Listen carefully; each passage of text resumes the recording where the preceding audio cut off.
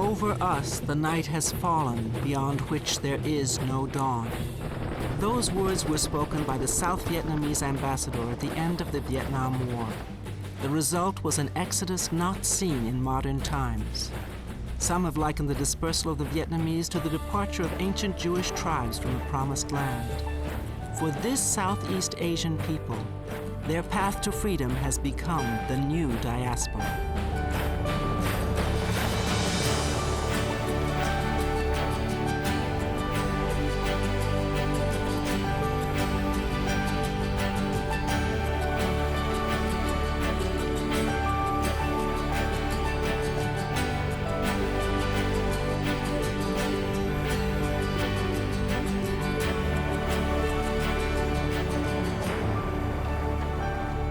In the decades to come, the Vietnamese would struggle for survival. Like 2 centuries of immigrants before them, many found a new country with open arms and a big heart. And Americans would discover that Vietnam was a country, not a war. To be able to live a normal life, I don't think I would ever be able to do that in a communist country. They would run into the boats and to get away. And they said bullets was going off, bomb was going off, and they said, you know, it's maybe the scariest moment of their life, just trying to get the kids out of there and trying to get, trying to live another day. I found a new home among those broken-hearted people looking forward to build up the future together. I know that my parents went through a lot.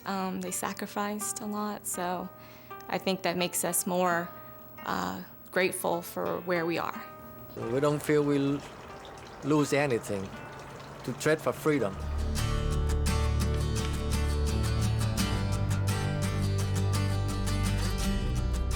The country of Vietnam occupies a strategic position along the South China Sea. A series of low mountains divide it physically and culturally from its neighbors to the west, Laos and Cambodia. Slightly larger in area than the state of New Mexico, the country measures 1,000 miles from north to south.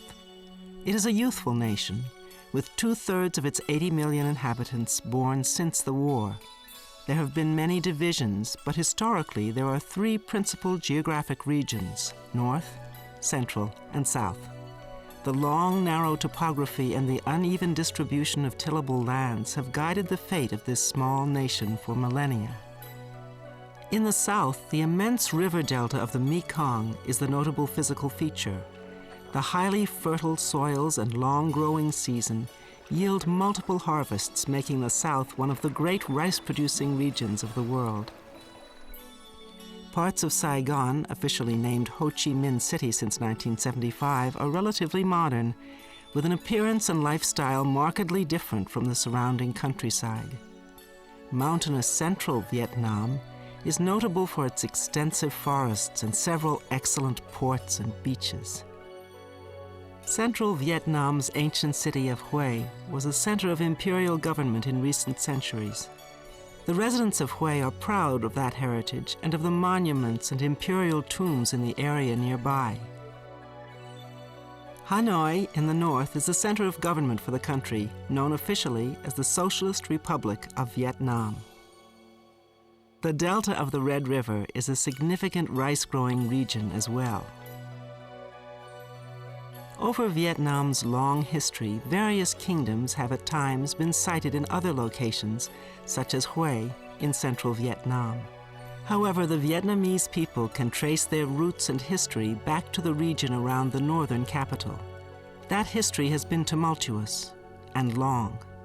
Vietnam has a history that goes back about 4,000 years. It's also a history that involves a fair sense of independence. Dr. James Freeman is a professor emeritus of anthropology at San Jose State University. He is the author of several books on the Vietnamese refugees, making 4 trips to Southeast Asia in the process. Dr. Freeman points to another factor that has strongly influenced Vietnam's history and culture. Vietnam is located really at the kind of southern part of China.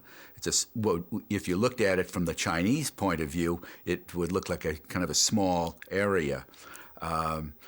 From the Vietnamese view, of course, what you have is this huge empire that has had enormous influence in East Asia that looms above you. And the Chinese have, over the centuries, attempted to control Vietnam. They did have political control for almost 1,000 years. Around 1000 AD, the Vietnamese pulled away from, basically defeated the Chinese, and the first of the independent dynasties after the Chinese then developed. Buddhism, the majority religion, was imported from China and is widely practiced even under communist rule. But another cultural characteristic cuts across all religious boundaries. Many people have noted that the Vietnamese have a high respect for education and admiration for those who are educated. Certainly, the original influence on that comes from the Confucian impact. Confucius, the ancient Chinese scholar, was born about 550 BC. He compiled a list of moral and ethical rules that centuries later were incorporated into national exams that the Vietnamese rulers used to recruit high officials. A person who took this exam and was successful would bring great honor and prestige to one's village, and there people will refer to villages where there had been 2 or 3 people who had won the doctorate in the exams. I wouldn't want to overemphasize the Confucian education at this point, but that is in the United States. That certainly has long, it is long gone. But the idea of education, the idea of an educated person, is one that remains very important. The importance of education and the opportunity to get it in the United States has been reflected in the numbers of younger Vietnamese immigrants who have sought higher education. The Confucian tradition is also found in reverence for ancestors, respect for elders, and a sense of obligation to family. Politically, the Vietnamese have been independent, but culturally they have been profoundly influenced by Chinese values. In the mid-19th century, a far different culture would appear to make its mark on Vietnam. The same heritage of resistance that eventually defeated the Chinese would now be recalled in a struggle against a European colonial power.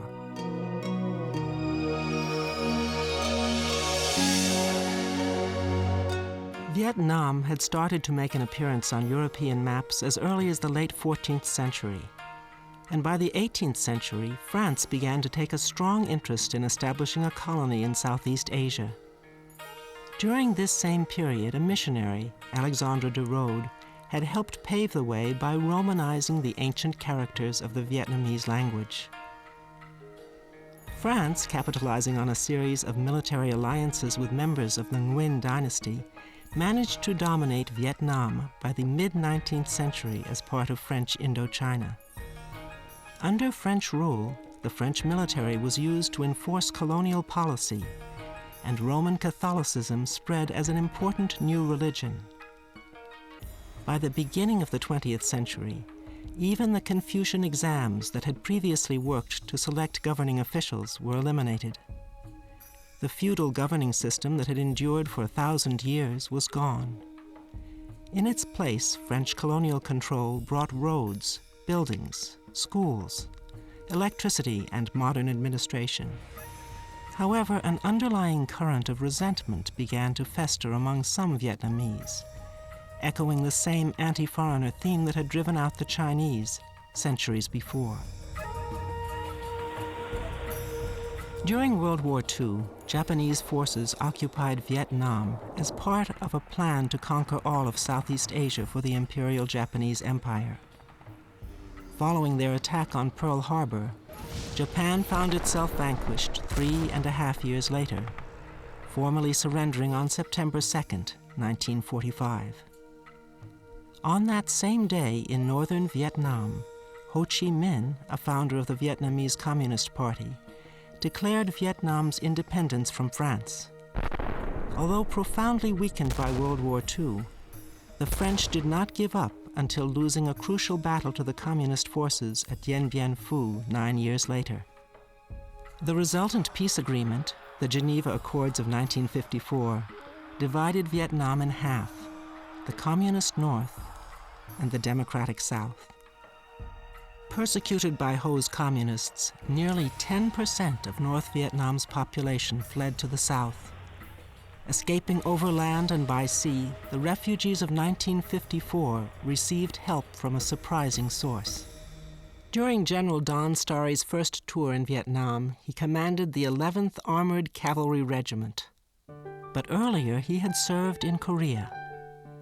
More than 1 million of the people in South Vietnam were refugees from the Roman Catholic refugees from the north that came down with the Geneva Accord implementation in 1954. As a matter of fact, I was in Korea in 1954, and we had a large naval task force deployed to Vietnam to help move refugees from North Vietnam to South Vietnam. They were the Roman Catholics who did not want to stay in North Vietnam under the communists. In 1954, after the Geneva Convention, one night my father roused us up and put an airplane and flew us south, which is the Saigon. We were too young to know what's going on. All we know is they just get up and go. So I don't know why we have to leave the house. Later on, when I get down to Saigon, we talked to my older brother, and I asked him why. He said, well, because we cannot live with the communists, so we got to go. That's why Dad put us on the airplane and just get it out. Hai remembers well that fateful night when his father left everything behind for the sake of his family. I would say at the time, it's exodus. Yeah. At the time, I think 1 million people left the north to go down to south to seeking or looking for freedom. The example of those million refugees was not lost on Hai and impacted a decision he was to face himself a generation later. A succession of American leaders, starting with President Dwight Eisenhower, were determined not to let South Vietnam fall to the communists, as had all of Eastern Europe and China following World War II. In 1965, the American presence in Vietnam increased dramatically with the landing of the U.S. Marines ordered by President Johnson. 8 long years later, a ceasefire was negotiated in Paris under President Nixon. The agreement on ending the war and restoring peace in Vietnam was formally signed on January 27, 1973. A principal tenet of the agreement signed by North Vietnam was the right of self-determination by the South Vietnamese people. Having signed the agreement, the North Vietnamese almost immediately defaulted, beginning a 2-year military buildup that culminated in a massive attack on the South in early 1975. By April, virtually out of ammunition and abandoned by the United States, the Republic of Vietnam was falling quickly to the all-out enemy onslaught. For those South Vietnamese who had some association with the Americans, there was now a real and tangible fear of what was to come. For many, escape was the only choice. Dr. James Freeman has made a study of the Vietnamese migrations to this country. Many historians of the period refer to the exodus of the Vietnamese from their homeland as a succession of waves. The first wave refers to those people who came out in 1975. They are considered refugees, and refugees would be people who would have a well-founded fear of persecution or the experience of persecution that would come from political, religious, social, and there are a few other categories that would mean that they would be persecuted if they remained in their homeland. About 150 to 170,000 people came out in 1975.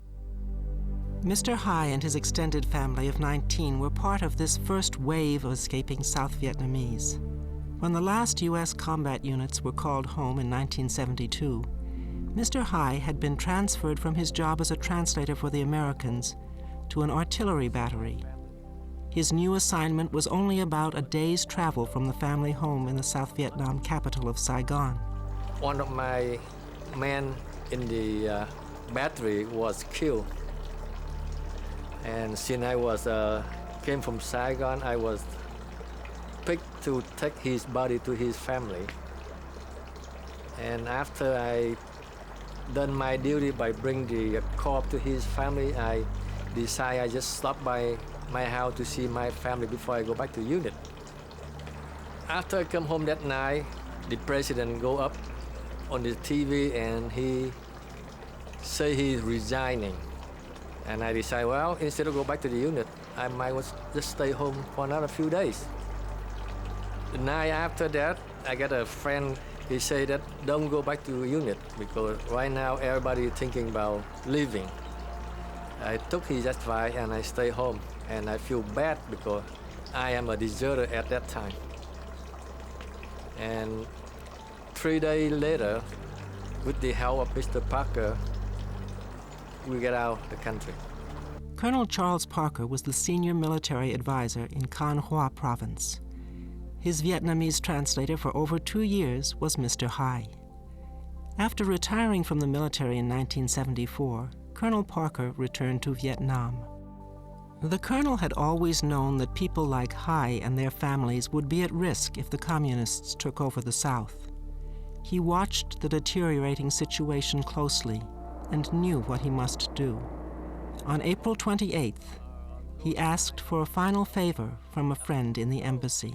And around 4 o'clock, we get the embassy staff car come to pick us up, and we all load in on 2 cars and go to the airport. Like his father, Hai faced a decision on whether his family should leave their homeland or risk reprisal or worse at the hands of the communists. We have experience. That's what my father say. He left all his property up to the north in 1954 to go to south looking for freedom. So we don't feel we'll lose anything to trade for freedom. After a chaotic scene at the airport, their C-141 cargo plane took off at sunset and landed safely in the Philippines. 38 hours later, the southern capital city of Saigon would fall. And after refueling, they took another 4 hours, I think, and they landed us in Guam, and that's where our journey began. For Hai and his family, their life had turned on a moment's decision, and a new journey was about to begin. Meanwhile, for hundreds of thousands left behind, the retribution of the new regime would not be long in coming.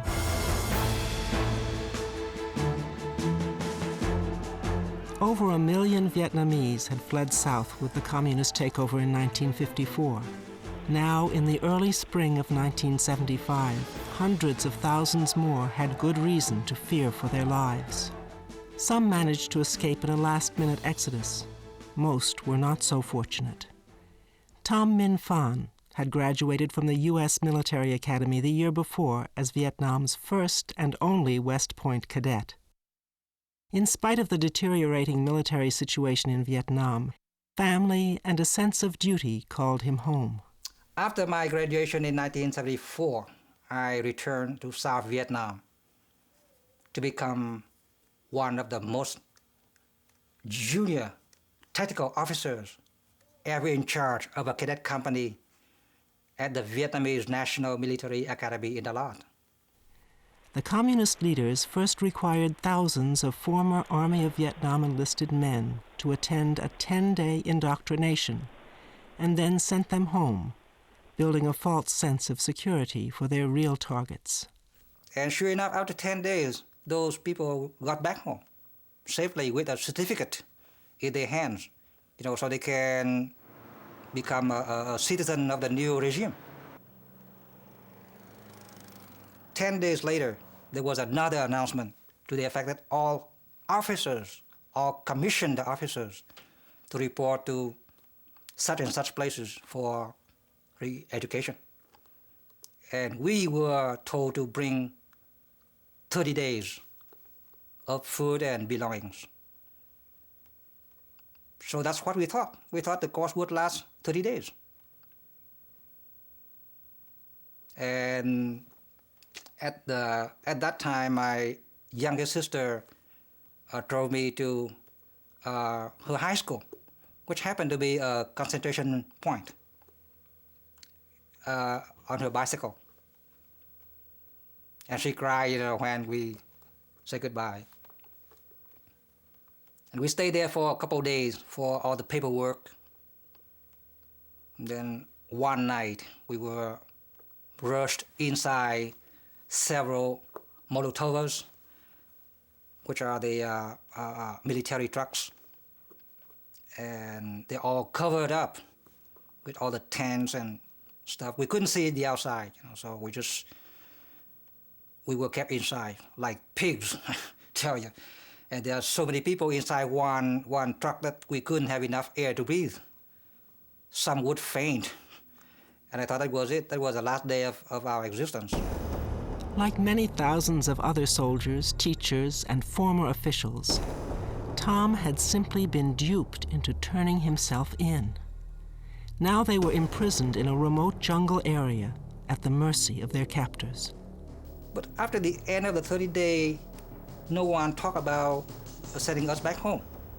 So we asked the camp commander, our captors, why? How come we are not sent back home? Because it's the end of our course. He said, what course? There's no course here. So some of us brought a newspaper, and we showed him that announcement. And after reading that, he laughed. He said, "We told you to bring 30 days of food and belongings. It doesn't mean that the course is going to be that long. That's for the transportation." And so we asked him how long we would be sent home. He said, "Well, as long as you become a good citizen." And we asked him, how do you define to be a good citizen? He said, "Well, that needs to be seen. Just wait. You got to be patient, because it takes a long time for you to be re-educated." Approximately 1/3 Vietnamese were held in both northern and southern Vietnam in so-called re-education camps, some for as long as 20 years. They say re-education camp. That is misleading, because that's the communist term for jail. Actually, it was worse than jail. It was hard labor coupled with political indoctrination towards a slow death without a sentence. It was a miserable and desperate existence, and countless thousands succumbed to the brutality of the camps. Tom describes a typical day. You only rest for a while for lunch. And again, you say lunch, but there was nothing for lunch, just another small bowl of fish, stale fish, and filthy rice or yam or whatever you could swallow down. And in the evening, you just got back home exhausted for another bowl of filthy rice and stale fish.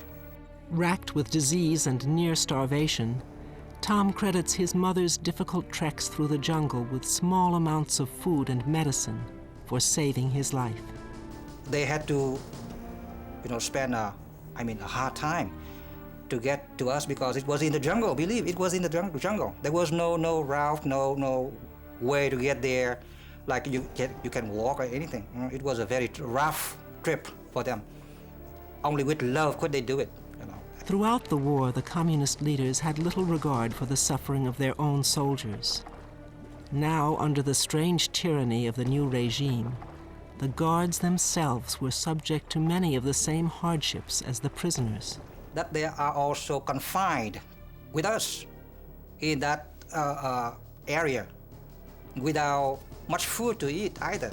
So anytime our families brought food and medicine to us, they would flock together to our place, and they talk a lot about the standards of living in Hanoi or elsewhere.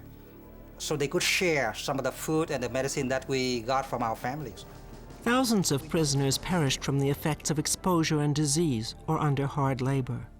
But some succumbed to the psychological torment and took their own lives. Tom explains this chilling phenomenon. But you got to realize that what happens is not what happened to you, but it's what happens in you that kills. So to make a long story short, I believe it was self-discipline and West Point training that sustained me through that ordeal. From time to time, a few of the miserable captives were set free, perhaps to hold out hope for those still imprisoned. Tom had managed to survive 6 long years. Then one day, his life took another unexpected turn. There was no hope in my mind that I was called. I would be among the one who was called, but then they called my name. I didn't even pay attention. I was looking out a window, thinking about my families, what they were doing. And my friend had to nudge me in the rib and say, "Hey, they call your name." And that's it. That's it. After I arrived home in 1981, I began looking for a job, which was impossible because we were considered outcasts or outsiders, There was no hope for you to get a job at all because your application would be turned down. When they look at your resume, you were in the Army, that's it. Go home and wait. Go home and wait. But very luckily for me, at that time, lots of Vietnamese people wanted to get out of the country, so they needed to learn English. That's where I fit in. And that's how I could survive, in the communist country after I got out of jail. In 1991, Tom's West Point classmates arranged for him to immigrate to the United States. For a man that had survived 6 years in the camps and another decade under the oppressive communist regime, it was like coming home again. Well, such was my Vietnam War and West Point connection experience. The bottom line is I feel very much indebted to my great friends in this beautiful country for the freedom that I very much appreciate. South Vietnamese like Tom were persecuted because of their patriotism. Of those who survived, tens of thousands left the homeland they loved to find freedom. Others left to escape discrimination, economic deprivation, or religious persecution. Reasons that America's original immigrants would find familiar.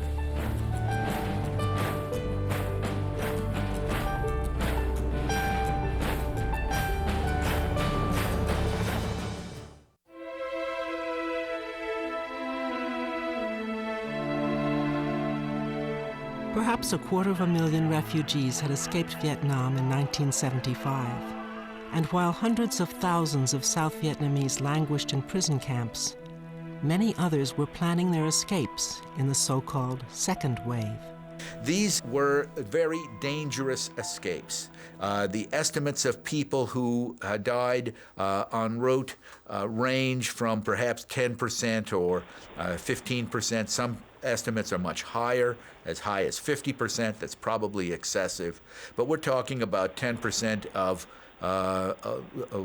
perhaps 2 million people. So we're talking about a lot of people did not make it.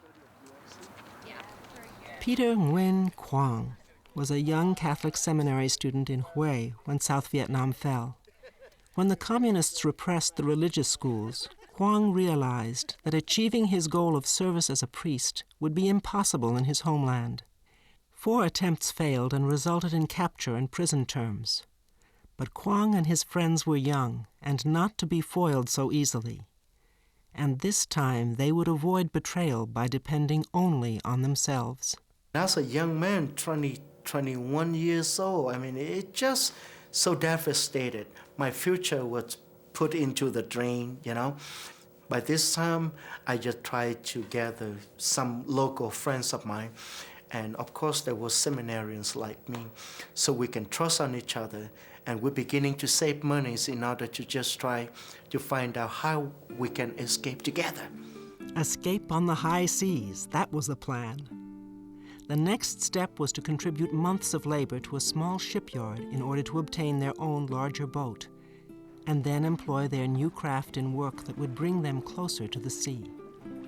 Basically, we didn't gain any profit, but we just tried to find out, to earn a little bit confidence or to make the local governments get familiar with us, and also have a little bit permission paper so that we can go back and forth, approaching to the open sea and then back to the city to get used to the weather, to the way how to, control the boat, and particularly how to be able to hiding or escape even those when the police chasing after us. It was with great secrecy that Quang and his friends hid 34 of the refugees at a meeting point in the woods. The others had been hidden below decks. At first, everything went well and everyone was on board. But at the last moment, the canoes bringing out their food and water were intercepted by the local police. And after all those different ordeals and struggle, we board 54 of us together as we're planning, and we head toward to the open sea from the gate of Vung Tau. So Quang and 53 others embarked on their journey to freedom, turning their small craft into the open sea and the great unknown. It was day 1, December 9th, 1980. We experienced seasick right after the first heat of the big waves. And the next day, totally, if I can say that, for 14 days, without food and without water. The first 4 days, the engine of the boat was running so good. So at least we still have enough gasoline. We still have a good machine. But after 4 days, the machine was out of order. The motor of the boat was out of order. So I have to drifting along the open sea. No hope. We cannot control the boat because there is nothing else we can be able to do. So we're drifting along the wind and the big wave of the ocean. And of course, the atmosphere and the environments at that time, people was vomit on top of each other, seasick. And of course, some, believe that they're going to die. And some of us would try to stay calm in order to just kind of gain back the spirit and try to work in that a little small mind that how I can be able to just kind of work this out. We fix the engine and we do the best we can. So engine start on the 6th day. But this time we lost the track. We didn't know which direction we're going. So we look up to the sunrise, and that was where I'm headed. The day after that, the boat motor was out of order. This time it felt good. We lost the wheel, couldn't be able to redeem it. Who going to go under the sea to find it? So drifting along again, and we have finally, I took out of the hammers and whatever the necessary part to take out of the piece of wood 4x4 along the starboard of the boat in order to make the columns for make a sail for the boat. And what the sail looked like? A blanket, an army blanket, square blanket. I just tried to just square them up and tie them with different rope, and then hopefully with the wind we keep aim toward to the open sea where the new hope of the new life dawn or die.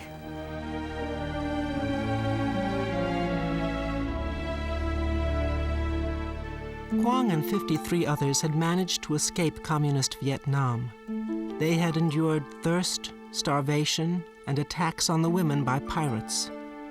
With only a makeshift sail, they were at the mercy of the sea. It was now day 11, December 19th, 1980. We thought that we was dying because everywhere from different directions, we got big storms and big winds and big slabs of water got into the boat. So we just have to take time to build the water out of the boat, screaming, children crying. It was awful. It was a nightmare. It was a living hell.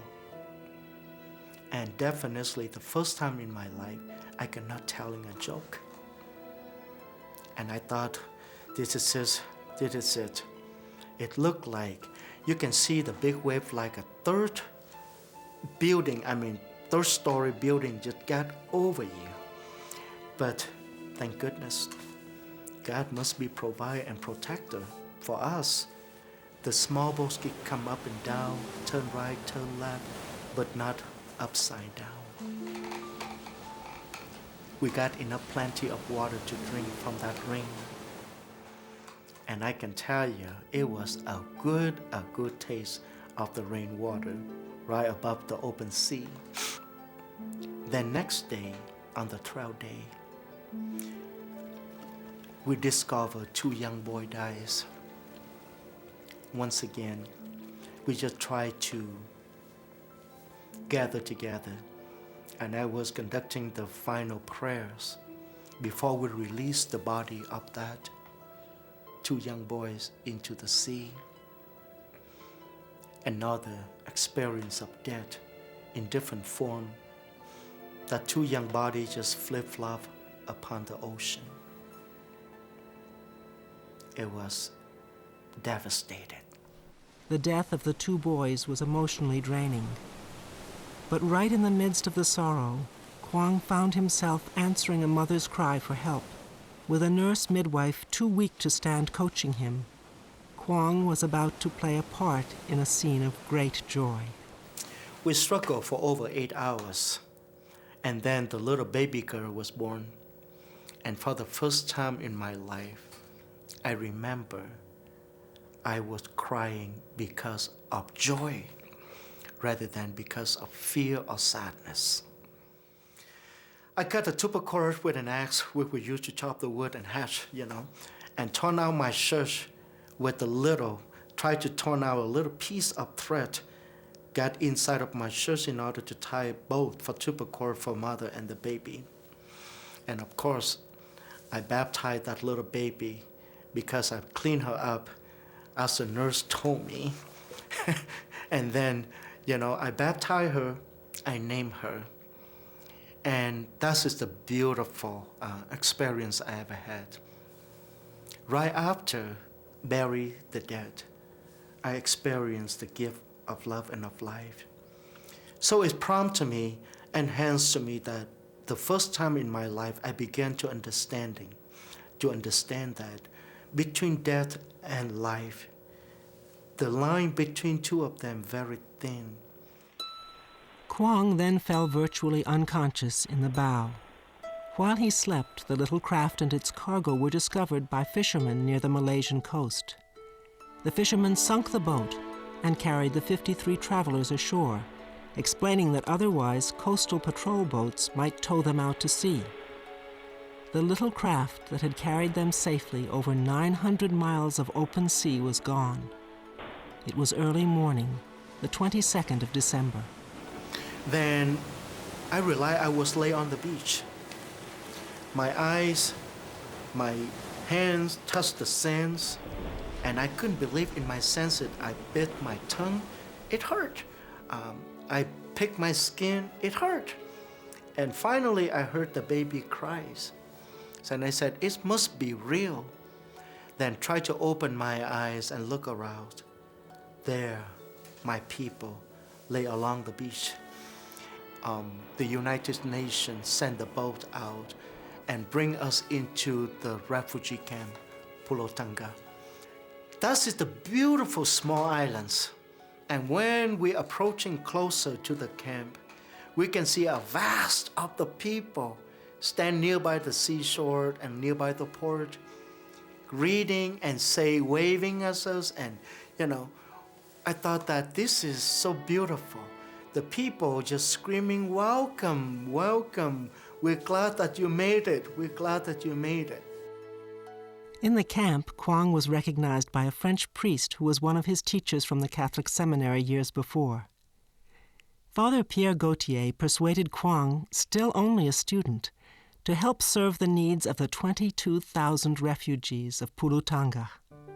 The life from the day one in the refugee camp filled up with so many different experiences with the people.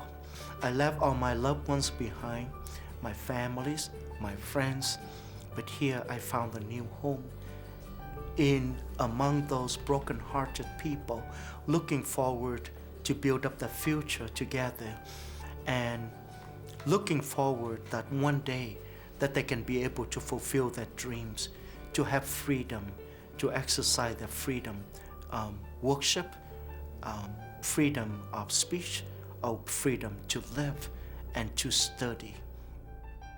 Over a period of 5 years, Quang and his friends had trekked over the mountains into Laos and made 3 earlier attempts by sea.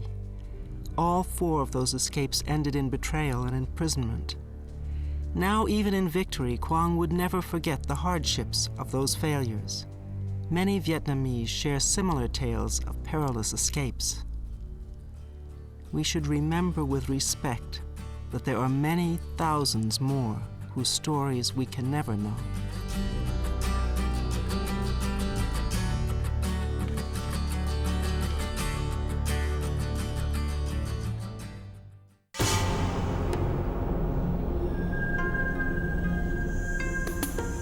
The war in Vietnam had lasted for nearly a generation.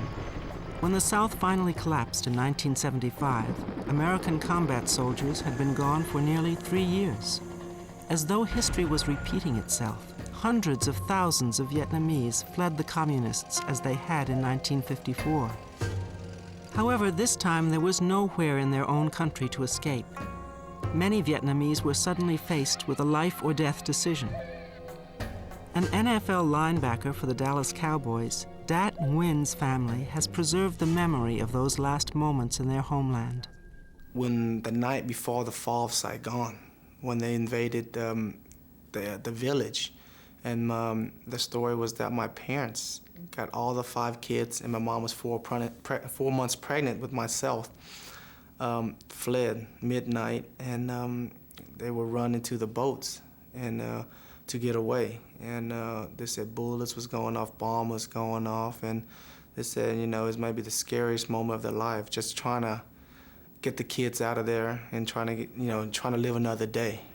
Many Americans felt we should help citizens of our former ally, but that feeling was not universal.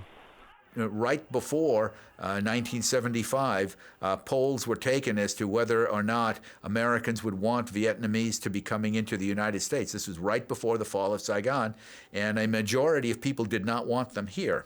However, there was also a large number of Americans who felt that the United States had abandoned the South Vietnamese in the last years of the war. For them, the arrival of the refugees seemed to be a way they could help. And there were many families that felt that it was our obligation to provide assistance, and many churches and there were also resettlement groups, organizations helped out. The United States military was also mobilized under Operation New Life, and 4 large camps were built. They were distributed around the United States in order to avoid intentionally creating an enclave where there would be a substantial impact on the local population. At the camps, the new arrivals were given medical checkups. Their paperwork was processed, and identities were established that would carry them forward into their new life as Americans. The military was generally not equipped to provide foods that the refugees found familiar, but there was always plenty to eat, and that was welcome enough. And although confined, most were resettled promptly. Meanwhile, his mother, ready to deliver her baby son, the Nguyen family arrived at the Fort Chaffee camp. Fort Chaffee was a little refugee camp where a lot of Vietnamese family was settled when they came from Vietnam. And that's where I was born. My mom, we stayed there for 2 months, and I was born in Fort Chaffee, and I think it was 5.5 pounds, almost 6 pounds. Many of the refugees were settled in areas like California, Texas, and Washington, D.C., and there was a concentration in the upper Midwest as well. And they took us in for, I think, 6 months and supported us, gave us a vehicle, gave us money to buy food for the kids. And I think we finally got settled, and all of a sudden the snowstorm came in. It got too cold. You know, us are Southeast Asian people, we can't, stand the snow. So we didn't really know what snow was, I think, at the first part. And then when it snowed, my parents said, no, we can't stay here. It was 4 or 5 inches of snow, and no, it's not a place for us. We can't make a living here. Dat's father had been a shrimp fisherman in Vietnam, and they eventually settled in Rockport, Texas. At first, the local fishermen weren't happy at the new arrivals competing for the same catch. I would remember they would cheat them out of sizing the shrimp, and they would come home be all mad and frustrated. You got to sell it to those people and take that loss in, and hopefully you just got to work a little harder. And I think that really helped me also, looking back when I was in college, knowing that how hard my parents really worked, and understanding that, you're not going to get everything on a silver platter. From an early age, Dat began to excel in sports. Gradually, the attitudes of resentment that he had first encountered began to change. I could remember my first year playing football. All those guys I played with didn't really like me until we start winning football games. The whole community, when you start winning, start rallying behind you. Who would say 25 years ago, a Vietnamese or an Asian American kid born in America would represent the whole Vietnamese community on Sunday afternoon as a NFL football player? Who would ever thought that? By the late 1990s, well over 1 million Vietnamese and other Southeast Asians had dispersed to settle in the United States, with at least 1 million more in other countries.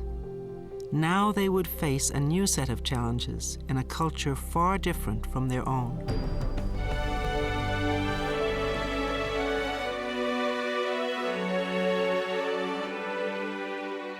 With more than 1 million dispersed Vietnamese people now safely on our shores, it might be easy to forget how arduous their journey has been. We need to understand that people have lost a great deal and sacrificed a great deal, that they may have undergone horrendous ordeals to arrive here. I know that my parents went through a lot. They sacrificed a lot, so I think that makes us more grateful for where we are now. Pharmacist Linda Nguyen is a member of the large family led out of Vietnam by her father, Hai, and his friend, Colonel Charles Parker. Growing up as just another American kid, the stories of her family's precarious escape are hard to visualize.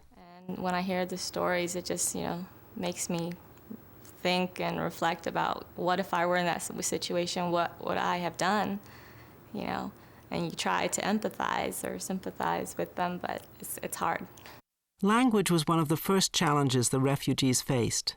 Although written in Roman characters, Vietnamese is monosyllabic and tonal, sharing nothing in common with English.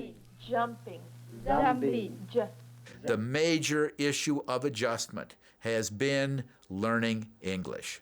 That meant the younger kids picked it up faster and have become fairly fluent. When I came to the United States, I was only 5 years old at the time, so I did not know a word of English. I probably didn't know much Vietnamese, for that matter. Real estate agent Carl Lee, a nephew, is another member of Hai Nguyen's extended family that escaped in 1975. If you speak English, you think, why can't people understand it? What's the difficulty? It's not that bad. Why don't they try harder? It's tough. It's extremely difficult. And particularly colloquial English is very tough to learn. For many men that had guided their families to safety, life in America has provided another, perhaps unanticipated challenge. A huge problem for adjustment was that of men who had had highly placed positions. They may have been high up in the military, they may have been elected officials or high administrators, and now they were pumping gas or doing gardening. As I grew older and got to understand how we came over to America, why we came to America, and what my parents and my family had to go through, I'm really proud of them. They've made it, yes, but they've done so at great cost, too. It has been hard. They may work 2 or 3 jobs. They would study at night. They would sacrifice. They would pool their resources. They did not get this with no effort. They got it as a consequence of tremendous effort. I think that drives me to want to succeed even more. Although they have, like most immigrants, assimilated into American society, Vietnamese Americans try not to forget where they came from and why. I think the best that I can do is to teach my kids about where they came from and why they're here and what happened to our immediate family in 1975. Whether one believes that the generation-long conflict in Vietnam was fundamentally flawed or a necessary and heroic struggle for freedom, America's longest war is now part of history. The Vietnamese that are now Americans remind us that their country and culture are now part of us, too. And like millions of Americans that came before, learning the value they put on freedom provides inspiration for us all.